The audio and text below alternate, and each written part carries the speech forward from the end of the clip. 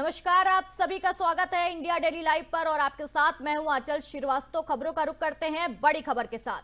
बड़ी खबर आ रही है कोलकाता से। कोलकाता के सॉल्ट लेक स्टेडियम में लियोनेल मेसी को देखने आए फैंस नाराज हो गए हैं। इवेंट के खराब मैनेजमेंट के कारण कुछ लोग स्टेडियम में तोड़फोड़ करने लगे और एक फैन ने कहा कि मेसी सिर्फ 10 मिनट के लिए आए और उन्हें नेता मंत्री घेरे हुए थे, जिससे उन्होंने कोई भी किक या पेनाल्टी नहीं खेली। उन्होंने बताया कि इतने पैसे, समय और भावनाएं सब बर्बाद हो गई और उन्हें खेल देखने का मौका भी नहीं मिला।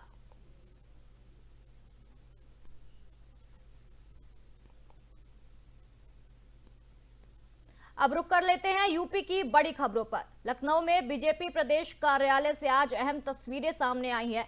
पार्टी के अगले प्रदेश अध्यक्ष को लेकर आज नामांकन की प्रक्रिया शुरू हो रही है। इसी सिलसिले में बीजेपी विधायक पंकज सिंह पार्टी कार्यालय पहुंचे।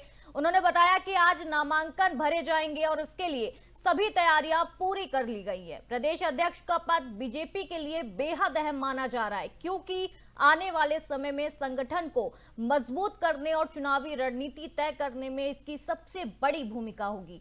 नामांकन के बाद आगे की प्रक्रिया पूरी की जाएगी और जल्द ही नए प्रदेश अध्यक्ष के नाम पर मोहर भी लग सकती है। पार्टी कार्यालय में सुबह से ही नेताओं और कार्यकर्ताओं की मौजूदगी देखी जा रही है। आज हो जाए तब कहेंगे, आज हो जाए फिर कहेंगे। क्या कहेंगे सर, जिस तरह तैयारियां चल रही है? अब हो जाए फिर उसके बाद कहेंगे। एक बार हो जाए। आज नामांकन है। महिला अध्यक्ष को लेकर चर्चा हो रही है सर। नामांकन है। सभी प्रांतीय जो परिषद के सदस्य हैं वो भी हो गए हैं। सभी तो पूरी तैयारी पूरी।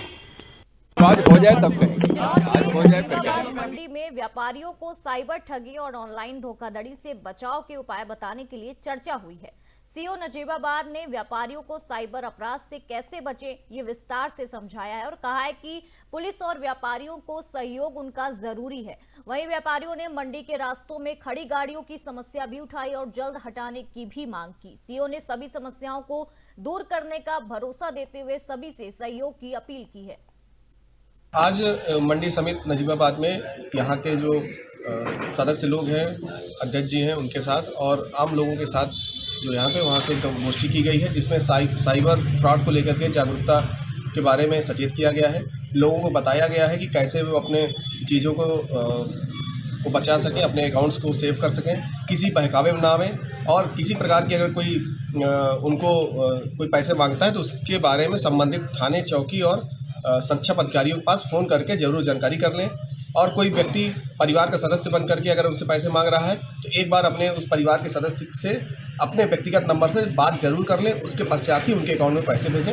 इसी सब को लेकर के यहाँ पे जागरूकता अभियान चलाया गया है, लोगों को सचेत किया गया है और यहाँ के लोगों से एक सहयोग भी मांगा गया है कि बिलबोर्ड लगवाने के लिए, LED स्क्रीन लगवाने के लिए, जिससे हम लगातार यहाँ के लोगों को जागरूक कर सकें और साइबर फ्रॉड से बचा सकें। आज अमरोहा के नेशनल हाईवे NH9 शहबाजपुर के पास कोहरे ने मंगलवार सुबह यातायात को गंभीर रूप से प्रभावित कर दिया है।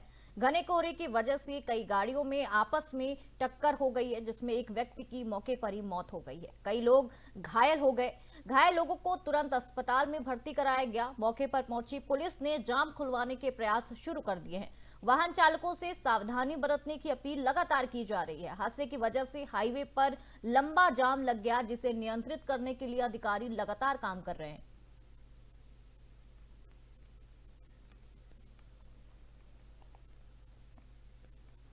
बिजनौर के नजीबाबाद थाना क्षेत्र के गांव इस्सेपुर में मिट्टी खनन माफिया के हौसले लगातार बढ़ते जा रहे हैं। डीएम के आदेश के बावजूद बिना नंबर प्लेट वाले ट्रैक्टर, ट्रॉली और जेसीबी मशीनों से दिन रात अवैध खनन किया जा रहा है। नगीना और नजीबाबाद क्षेत्र में ये अवैध गतिविधियां जारी हैं और स्थानीय लोगों ने पुलिस और प्रशासन की कार्यशैली पर बड़े सवाल खड़े कर दिए हैं। मांग की है कि कानून के मुताबिक सख्त कार्रवाई की जाए ताकि मिट्टी खनन पर पूरी तरह से रोक लग सके।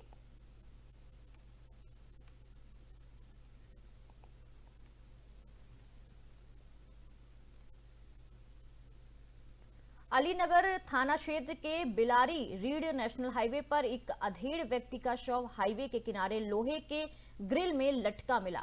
शव मिलने से इलाके में पूरा हड़कंप मच गया। सूचना पर पहुंची पुलिस ने शव को कब्जे में लेकर पोस्टमार्टम के लिए भेज दिया है।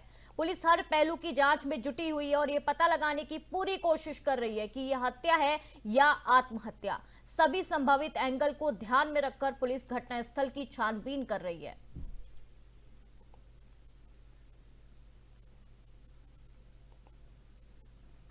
बुलंदशहर के पहासू थाने के कस्बा पहासू में दबंगों ने मोमोज और चाउमीन बेचने वाले गरीब परिवार पर लाठी डंडों से हमला कर दिया। मारपीट में परिवार के 4 सदस्य गंभीर रूप से घायल हो गए हैं, जिसमें 2 लड़कियां और 2 पुरुष भी शामिल हैं। सभी घायलों को पहासू सीएचसी में भर्ती कराया गया, जबकि एक लड़की की नाक में गंभीर चोटें आई हैं। देखते हुए डॉक्टर ने उसे आगे इलाज के लिए जिला अस्पताल रेफर कर दिया है। पहासू थाना पुलिस ने मामले की बारीकी से जांच शुरू कर दी और दोषियों को पकड़ने के लिए सभी पहलुओं की छानबीन भी की जा रही है। 4 लोग आए हैं और जिसमें कि एक के नाक में चोट है और 2 के सिर में चोट है और तीसरे के भी सिर में चोट है, खरोच है कुछ, और एक को हमने रेफर किया है जिनके नाक में से खून आया है। 2 महिलाएं थी, 2 पुरुष थे। मतलब हमारे घर से, मतलब हमारी फैमिली से ही लगते हैं वो लोग। मतलब हमको बुला के घर से ऐसे के वो जो कुछ काम है, काम करने के बहाने हमको घर से निकाला है और फिर हमारे मुंह पे हमें मारपीट करके मेरे मुंह पे सरिया मारी थी, तो मेरे बहुत काफ़ी लगी और नाक में से ब्लड आ रहा है मेरे। गली में मारा 3-4 जन लोगों ने, घर के सामने रहते हैं, डंडे सरिया सब चीज़ों से मारा, चांद में डंडे, लेडीज वेडीज सबको मारा हमारे घर में। 4 हमीरपुर पुलिस ने 55 दिन बाद लापता किसान प्रतीम सिंह को लखनऊ से गिरफ्तार कर लिया है। प्रतीम सिंह राठ के एक पेट्रोल पंप पर हुए विवाद के बाद अचानक गायब हो गए थे। उनके परिजनों ने पुलिस पर गंभीर आरोप लगाते हुए हाईकोर्ट में याचिका दायर की थी। हाईकोर्ट के आदेश के बाद हमीरपुर पुलिस सक्रिय हुई और जांच में सफलता पाई। अब प्रीतम सिंह को हमीरपुर पुलिस सीजेएम कोर्ट में पेश करेगी। इस गिरफ्तारी से उनके परिवार और इलाके में लंबे समय से चल रही गुत्थी सुलझने की उम्मीद जताई जा रही है।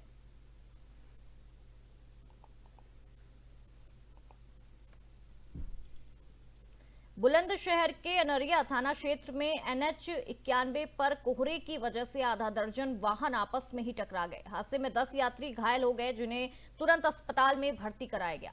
सूचना मिलने पर मौके पर पहुंची पुलिस ने क्रेन की मदद से क्षतिग्रस्त वाहनों को हटाकर हाईवे पर लगे जाम को खुलवाने की कोशिश की। पुलिस ने लोगों से ये अपील की है कि घने कोहरे में सावधानी से वाहन चलाएं और दूरी बनाकर ही चलें। इस हादसे से हाईवे पर सुबह का यातायात बाधित हो गया था।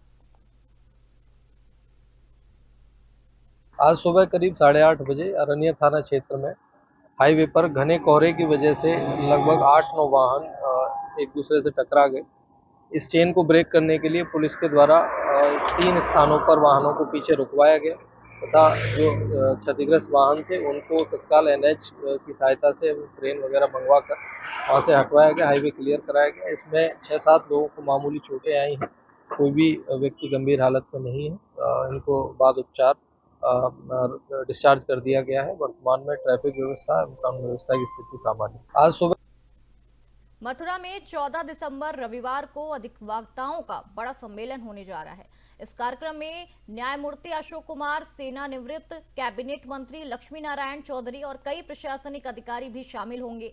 ये सम्मेलन 30,000 कर अधिवक्ताओं की 93वीं नई कार्यकारिणी की पहली बैठक होगी। आयोजकों ने बताया कि मंच बैठने की व्यवस्था, सुरक्षा और स्वागत की सभी तैयारियां पूरी कर ली गई हैं। अधिवक्ताओं ने सभी से ये अपील की है कि ज्यादा से ज्यादा संख्या में सम्मेलन में लोग शामिल हों।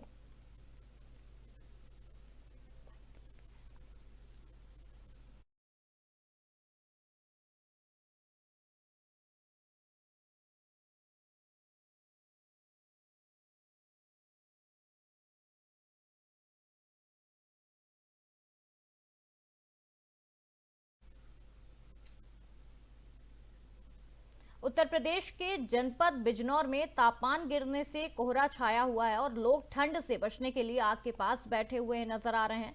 बिजनौर के जिलाधिकारी जसजीत कौर ने सर्दी के बढ़ते प्रकोप को देखते हुए शहरों में रैन बसेरे और चौराहों पर अलाव जलाने जाने पर अधिशासी अधिकारियों को ये निर्देश दिए हैं और कई जगहों का व्यवस्था को लेकर जायजा भी लिया है।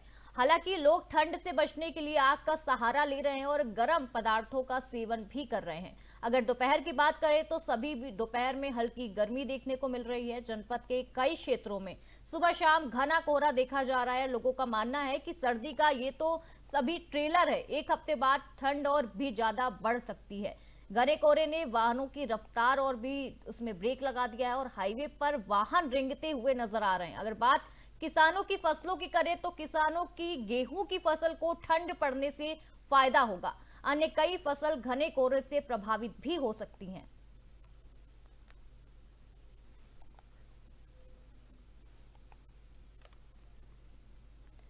कृष्णा को गुरुवार गांव में वैक्सीन लगी थी, जिससे बेटे को फीवर आया। रात में उसकी मौत हो गई। उन्होंने पुलिस को सूचना दी। मामला सामने आया के बाद पुलिस और स्वास्थ्य विभाग दोनों हरकत में आ गए हैं। पुलिस ने शव को कब्जे में लेकर पोस्टमार्टम के लिए भेज दिया है। वहीं स्वास्थ्य विभाग जांच में जुट गई है। परिजनों के अनुसार गुरुवार को एएनएम कांति देवी द्वारा गांव में कुल 5 बच्चों को वैक्सीन लगाई गई थी, जिसमें 4 बच्चे पूरी तरह स्वस्थ हैं, जबकि धीरेन्द्र के 2 माह के पुत्र कृष्णा को रात में फीवर आ गया और गुरुवार की रात को उसने दम तोड़ दिया। मृतक के पिता का कहना है कि उनका बच्चा वैक्सीन लगने से पहले बिल्कुल स्वस्थ था और टीका लगने के बाद उसकी तबीयत बिगड़ी और उसको फीवर आया। उसके बाद उसकी मौत हो गई, जिसके बाद उसकी मौत हो गई और जो परिवार वाले हैं वो गंभीर आरोप लगा रहे हैं। अरे वो जो टीकाकरण हो रहा था, कोई वो लगवाया इंजेक्शन कल 12 बजे के समथिंग, तो उस इंजेक्शन से क्या हुआ क्या नहीं हुआ, बच्चे की अचानक तबीयत नाइट में ख़राब हो गई और सुबह 6 बजे एक्सपायर हो गए, ख़त्म हो गया। अब क्या का इंजेक्शन था क्या है हमें कोई जानकारी नहीं। तो ये टीका लगाया किसने? एनएम कोई आई थी, अस्पताल द्वारा आई थी, स्कूल में लगा है, आंगनवाड़ी केंद्र में। आंगनवाड़ी केंद्र में लगाया गया है। 12 बजे आशा जो है बुला के ले आई उन बच्चों को। किसके लगा था टीका? टीका लगाता 1.5 साल का बच्चा था, रमेश, उसका क्या नाम है वो? 1.5 साल या 1.5 महीने का? 1.5 महीने का है। 1.5 महीने का बच्चा है। राजकुमार पुत्र संतु का नाती। अच्छा। अरे वो जो टीका। जालौन जिले के एट कोतवाली क्षेत्र के पिरौना गांव में हथियारबंद दबंगों द्वारा एक परिवार पर हमला करने का बड़ा मामला सामने आया है। इस घटना का एक वीडियो सोशल मीडिया पर वायरल हो गया है, जिसमें एक नाबालिग युवक के हाथ में असलहा साफ तौर पर दिखाई दे रहा है। इस वीडियो के सामने आने के बाद इलाके में दहशत फैल गई है। पीड़ित निकेश राठौड़ पुत्र महेश राठौड़ ने एक एट कोतवाली में दिए प्रार्थना पत्र में बताया कि यह घटना 12 दिसंबर 2025 को सुबह करीब 7:50 में निकेश के अनुसार गांव के कल्लू ठाकुर, रामपाल सिंह ठाकुर और यश ठाकुर अचानक उनके घर में घुस गए। आरोप है कि इन हमलावरों ने लाठी, डंडों और बंदूक से परिवार पर हमला किया और बेरहमी से उनके साथ मारपीट की गई है। उन्होंने गाली गलौज करते हुए जान से मारने की धमकी भी दी है। पीड़ित परिवार के अनुसार हमलावर बंदूक हवा में लहराते हुए पूरे परिवार को डराते रहे और जाते समय गंभीर परिणाम भुगतने की चेतावनी देकर फरार हो गए।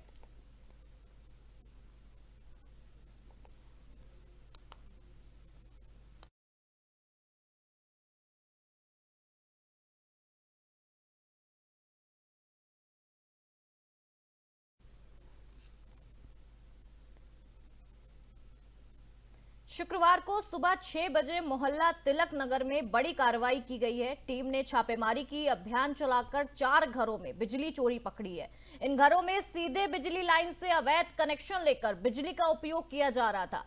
विजिलेंस टीम ने जेई प्रमोद कुमार और जावेद ने बताया कि तिलक नगर और आसपास के क्षेत्रों से बिजली चोरी की लगातार शिकायतें मिल रही थी। इन्हीं शिकायतों की पुष्टि के लिए टीम ने अचानक दबिश दी। इस दौरान 4 लोगों को बिजली चोरी करते हुए रंगे हाथ पकड़ा गया है। टीम ने मौके पर ही चोरी के सबूत जुटाए और संबंधित उपभोक्ताओं के खिलाफ रिपोर्ट तैयार की। बिजली विभाग ने जानकारी दी है कि पकड़े गए सभी उपभोक्ताओं पर अर्थदंड लगाया जाएगा और उनके खिलाफ कानूनी कार्रवाई शुरू की जाएगी। विभाग ने अवैध कनेक्शन हटा दिए और साथ ही क्षेत्रवासियों को चेतावनी दी है कि बिजली चोरी गैर कानूनी है और इससे बिजली आपूर्ति पर भी नकारात्मक प्रभाव पड़ता है। इस कार्रवाई में विजिलेंस टीम के जेई प्रमोद कुमार, जावेद और सुनीता वर्मा शामिल थी। टीम ने बताया कि बिजली चोरी पर पूरी तरह लगाम लगाने के लिए ऐसे अभियान भविष्य में भी जारी रहेंगे।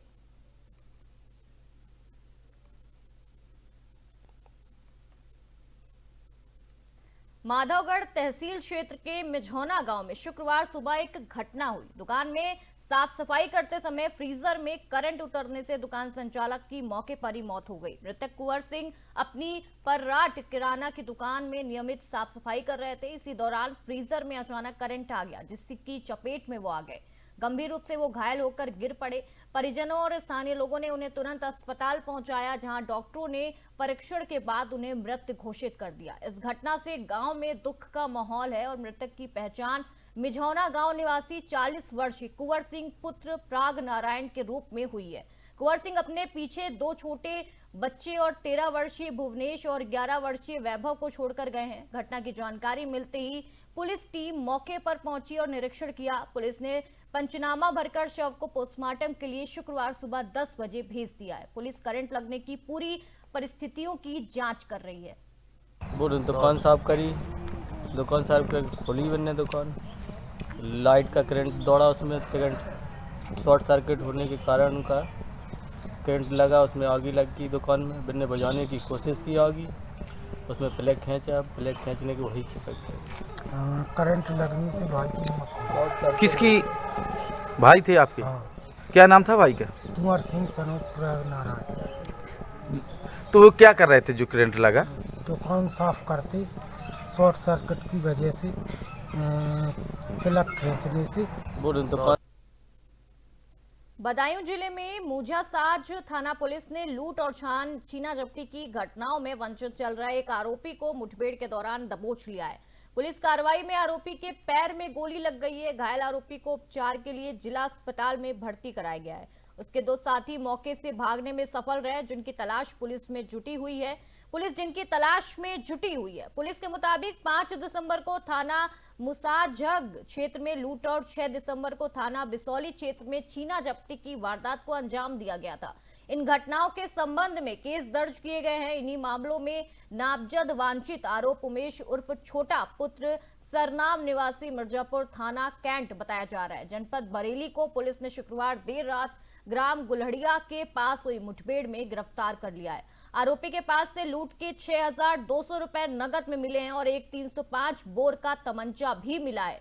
2 जिंदा कारतूस, एक खोखा कारतूस और वारदात में प्रयुक्त बाइक बरामद की गई है। पुलिस ने बताया कि गिरफ्तार आरोपी उमेश के खिलाफ पहले से भी लूट, गैंगस्टर और अन्य गंभीर धाराओं में कई केस दर्ज थे।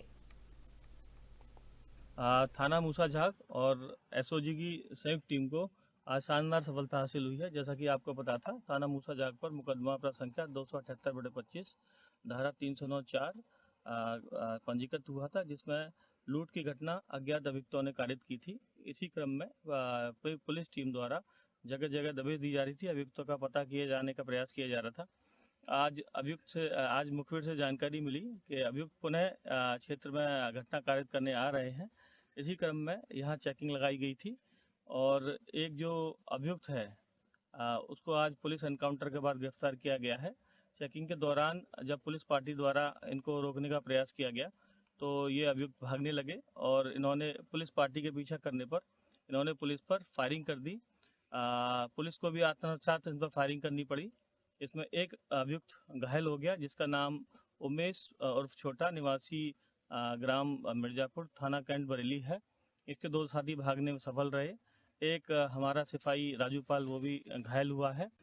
थाना मूसाझाग और एसओजी की संयुक्त टीम को आज शानदार सफलता हासिल हुई है। जैसा कि आपको पता था, थाना मूसाझाग पर मुकदमा अपराध संख्या 278/25 धारा 309(4) पंजीकृत हुआ था, जिसमें लूट की घटना अज्ञात अभियुक्तों ने कारित की थी। इसी क्रम में पुलिस टीम द्वारा जगह जगह दबिश दी जा रही थी, अभियुक्तों का पता किए जाने का प्रयास किया जा रहा था। आज मुखबिर से जानकारी मिली कि अभियुक्त पुनः क्षेत्र में घटना कारित करने आ रहे हैं। इसी क्रम में यहाँ चेकिंग लगाई गई थी और एक जो अभियुक्त है उसको आज पुलिस एनकाउंटर के बाद गिरफ्तार किया गया है। चेकिंग के दौरान जब पुलिस पार्टी द्वारा इनको रोकने का प्रयास किया गया तो ये अभियुक्त भागने लगे और इन्होंने पुलिस पार्टी के पीछा करने पर इन्होंने पुलिस पर फायरिंग कर दी। पुलिस को भी आत्मरक्षा इन पर फायरिंग करनी पड़ी। इसमें एक अभियुक्त घायल हो गया, जिसका नाम उमेश उर्फ छोटा निवासी ग्राम मिर्जापुर थाना कैंट बरेली है। इसके 2 साथी भागने में सफल रहे। एक हमारा सिपाही राजूपाल वो भी घायल हुआ है। अगली खबर लखीमपुर खीरी से आ रही है। शारदा नगर नहर में युवती ने छलांग लगा ली है। दो गोताखोरों ने युवती को बाहर निकाला है। युवती की हालत गंभीर बताई जा रही है। सीएचसी में इलाज जारी है। शारदा नगर थाना प्रभारी इंसाफ अली पहुंचे हैं घटनास्थल और लखीमपुर खीरी के शारदा नगर क्षेत्र में एक गंभीर घटना भी सामने आ रही है। फूलबेहड़ थाना क्षेत्र की कुशमोरी गांव की 18 वर्षीय युवती सीता ने आज शारदा नगर नहर में छलांग लगा दी है। सूचना मिलते ही शारदा नगर थाना प्रभारी इंसाफ अली मौके पर पहुंचे। उन्होंने 2 गोताखोरों के सहयोग से नदी में कूदकर युवती को गहरे पानी से बाहर निकाला है। युवती की हालत गंभीर बनी हुई है और प्राथमिक उपचार के लिए उसे अस्पताल में भर्ती कराया गया है। लगातार ये फिलहाल युवती अस्पताल में उपचाराधीन है। इस खबर में ज्यादा जानकारी के लिए हमारे साथ अरविंद अवस्थी लखीमपुर खीरी से संवाददाता जुड़ चुके हैं। अरविंद, ये जो युवती ने छलांग लगाई है गंगा नदी में, अब वो बाहर आ गई है, अस्पताल में भर्ती है, क्या कुछ इस पूरे मामले में क्या अपडेट है और क्या हुआ था युवती के साथ आखिर जो उसे छलांग लगानी पड़ी पानी में? जी बिल्कुल, बताना चाहूंगा कि जिस तरीके से लखीमपुर खीरी में अभी आधे घंटे पहले जो है ये हादसा देखने को मिला है, क्योंकि लड़की जो है शारदा नगर बैराज पे आकर के और शारदा नहर में जो है उसने छलांग लगा दिया अचानक, क्योंकि जो जहाँ पे छलांग लगाया उससे महज 200 मीटर दूरी पे ही जो है शारदा नगर थाना है। जैसे ही ग्रामीणों ने सूचना दिया, हालांकि वहाँ के जो क्राइम इंस्पेक्टर जो है इंसाफ अली और जो 2 गोताखोरों के साथ लड़के वर्दी निकाल करके तत्काल वहाँ पे जो है उसमें जो है छलांग लगाई और छलांग लगाने के बाद उसकी जान बचाई और जान बचाने के बाद उसको जो है तुरंत अपनी निजी गाड़ी, सरकारी गाड़ी से ले जाकर के हॉस्पिटल में भर्ती कराया। हालांकि वहाँ पे काफी ग्रामीण मौजूद थे, लेकिन पुलिस के बताने तक वहाँ जो है अज्ञात युवती के नाम पे जो है इसका क्या कहते हैं, लेकिन अभी जो है तुरंत तत्काल सूचना मिली है, जिसपे जो है थाना प्रभारी ने बताया है कि जो है लड़की फूलबेहड़ थाना क्षेत्र कुशमोरी गांव की है और वो जो है किसी कारणवश घर से निकली थी अभी 1 घंटे पहले, और लड़की के परिवारजन जो है लगातार उसकी तलाश में थे, लेकिन उसके बाद भी लड़की का पता नहीं चला। लेकिन और वो जो है आकर के यहाँ इतनी बड़ी घटना को अपनी जो अंजाम दे दिया। जी अरविंद, 18 साल की युवती है और नदी में छलांग लगा रही है, क्या कोई खास वजह या घर में क्या लड़ाई झगड़ा हुआ या बाहर किसी वजह से वो परेशान थी, क्या अभी कुछ पता चल पाया है इस मामले पर? हालांकि इंडिया डेली लाइव पे जो की टीम है लगातार इस मामले पर जो है निगरानी बनाई हुई है। हालांकि थाना प्रभारी ने बताया है कि प्रथम दृष्टया, क्योंकि लड़की की जान बचाना जो है प्रथम दृष्टया था, क्योंकि जब उसके जीवित निकाली गई है तो उसको जो है तुरंत तत्काल हॉस्पिटल में भर्ती कराया गया है और उसके परिवारजनों को इन्होंने सूचना दिया है पुलिस ने और कहा कि जैसे ही इस पर कई बिंदुओं पर जांच की जाएगी, अगर जो व्यक्ति इसमें मामले में दोषी होगा उसको कतई बख्शा नहीं जाएगा, क्योंकि ये बच्ची है और युवती थी, उसको जो है इतना बड़ा क्यों कदम उठाना पड़ा, किस कारणों बस जो है कदम उठाना पड़ा, जो अपनी जान गंवानी पड़ी, उसको गंवाने के लिए अपनी इतनी बड़ी नदी में जो है छलांग लगा दिया। तो इस मामले पे कई बिंदुओं पर पुलिस जांच कर रही है और जांच के बाद जो तथ्य सामने आएंगे उसके आधार पर पुलिस जो है कार्रवाई करने का काम करेगी। जी अरविंद, जिस तरीके से थाना प्रभारी ने इतनी तुरंत इसमें एक्शन लिया और तुरंत वो वहां पे पहुंचे, जिस तरीके से अगर पुलिस हमारी इस तरीके के काम करती है तो जो इस तरीके के अपराध होते हैं, जो इस तरीके की घटना होती है वो कम हो जाएगी। अरविंद, क्या आपके माता पिता से भी कोई बातचीत हो पाई है? जी बिल्कुल बताना चाहूंगा कि हालांकि माता पिता से बात नहीं हो पाई है, परिजन से भी बात नहीं हो पाई है। हालांकि उनके प्रयास में लगे हुए हैं कि परिजन से बात हो और इसका कारण स्पष्ट हो कि किस लिए जो है इसने अपनी जान जो है जोखिम में डाल करके नदी में जो है छलांग लगा दी है। तो हालांकि अभी स्पष्ट नहीं हो पाया, लेकिन थाना प्रभारी ने जो वहाँ के क्राइम थाना प्रभारी हैं इंसाफ अली, वो तत्काल प्रभाव से जिस तरीके से उन्होंने नदी में छलांग लगाई थी, अगर महज 200 मीटर दूरी पे घटना ना हुई होती तो आज ये लड़की जो है सुरक्षित नहीं बच पाती। लेकिन उसके बाद भी जो है यहाँ के जो लोग थे, ग्रामीण थे, वो लोग भी जो है थाना प्रभारी की बड़ी प्रशंसा कर रहे थे कि इस तरीके की जो पुलिस की सक्रियता कर रहे तो हो सकता है कोई बड़ी जो है अनहोनी से बच सकती, लेकिन लड़की जो है जिंदगी और मौत से अपने जो अस्पताल में जो है जूझ रही है। डॉक्टर का जो है पैनल एक उसका इलाज जारी है। अब देखना ये होगा कि लड़की सुरक्षित है। अभी अगली रिपोर्ट में जो है डेली लाइव जो दिखाएगा कि लड़की सुरक्षित है या कोई अनहोनी का शिकार हो गई है। जी अरविंद, सबसे पहले इंडिया डेली लाइव ने ये खबर चलाई और आप इस खबर में भी अपनी नजर बनाए रखिएगा। हम आगे दर्शकों को बताते रहेंगे कि इस पे क्या अपडेट है। जी आपका बहुत बहुत शुक्रिया हमारे साथ जुड़ने के लिए और ये तमाम जानकारी साझा करने के लिए अरविंद।